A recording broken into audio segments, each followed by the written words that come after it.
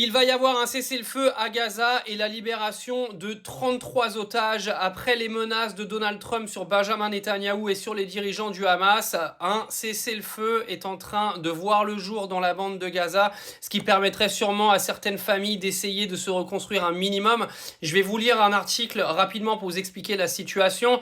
Alors, avant même son retour à la Maison-Blanche, Donald Trump a forcé la main aussi bien de Benjamin Netanyahou que du Hamas. Si tout se passe comme prévu, un accord de cessez-le-feu de 42 jours devrait être instauré dans la bande de Gaza ce week-end, après 15 mois de guerre, tandis que 33 otages des 98 détenus par le Hamas devraient être libérés, de même que plusieurs centaines de Palestiniens emprisonnés par Israël, selon le scénario mis au point lors des négociations menées à Doha au Qatar.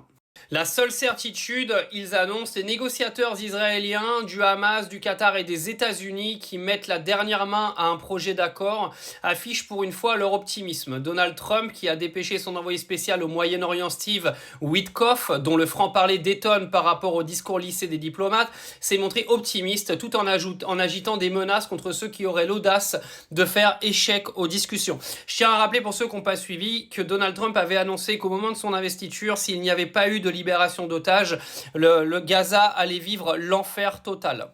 Sauf que Donald Trump a mis également une énorme pression sur Benjamin Netanyahou.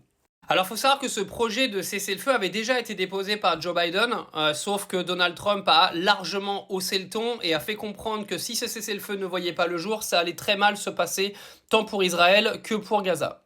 Alors, affaire à suivre, on suivra dans la semaine si ce cessez-le-feu est donc annoncé officiellement et surtout s'il est respecté par Israël. Alors, c'est une étape, ça avance. Maintenant, moi je veux une reconnaissance de l'État palestinien le plus rapidement possible.